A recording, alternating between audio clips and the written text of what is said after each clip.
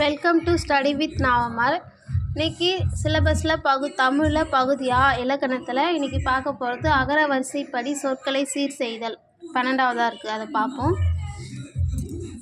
அகர வரிசைப்படி சீர் செய்தல் ஃபஸ்ட்டு என்ன பண்ணணும்னா, அதில் இருக்கிற எழுத்து ஃபஸ்ட்டு எழுத்து என்னவா இருக்குதுன்னு ஃபஸ்ட்டு உயிர் எழுத்துக்களாக இருக்குதான்னு பார்க்கணும். முதலில் அ, ஆ, இ, ஈ, உ, ஊ, ஏ, ஏ, ஐ, ஓ, ஓ, ஔ அப்படின்னு உயிர் எழுத்துக்களை வரிசைப்படுத்துவோம். ரெண்டாவது ஸ்டெப், அடுத்து மெய் எழுத்தை வரிசைப்படுத்தணும். இக்கு, இங்கு, இச்சு, இஞ்சு, இட்டு, இன்னு, இத்து, இந்து, இப், இம், இ, இர், இல், இவ், இல், இல், இர், இன், இது மாதிரி வரிசைப்படுத்தணும். அடுத்தது மூணாவது ஸ்டெப் என்னன்னா, அடுத்தது உயிர்மெய் எழுத்தை வரிசைப்படுத்தணும்.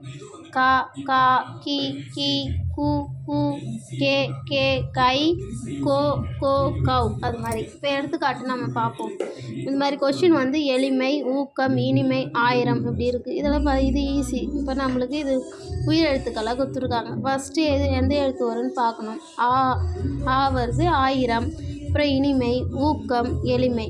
அடுத்தது ரெண்டாவது கொஷின் தத்தை, தண்ணீர், தந்தம், தங்கை. இது வந்து ஃபஸ்ட் எழுத்து சேமாக இருக்குது. அடுத்து செகண்ட் எழுத்து மெய் எழுத்தாக கொடுத்துருக்காங்க. அடுத்து நம்ம மெய் எழுத்தை ஃபஸ்ட்டு எழுத்து எந்த எழுத்து வரும்னு பார்க்கணும். ஃபஸ்ட்டு அதில் வந்து இங்கு வரும், அப்புறம் இன்னு, இத்து, இந்து அப்படி வரும். நம்ம அது மாதிரி சரியாக எழுதிக்கணும். தங்கை, தண்ணீர், தத்தை, தந்தம். அடுத்த கொஷின் கோமாளி, காளை, கலை, கொக்கு. இது வந்து காவரிசையில் இருக்குது.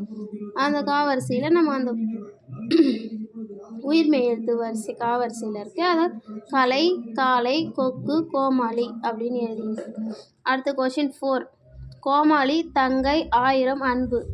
இதில் உயிர் எழுத்துக்கள் உயிர்மெய் எழுத்துக்கள் எல்லாம் கலந்துருக்கு. ஃபஸ்ட்டு உயிர் எழுத்துக்கள் இருக்கிறத அன்பு, ஆயிரம் அப்படி எழுதிக்கணும். அடுத்து உயிர்மெய் எழுத்துக்களில் காவரிசையில் ஃபஸ்ட்டு வருது கோ, அதை எழுதி கோமாளி, அப்புறம் தங்கை. அவ்வளோதாங்க.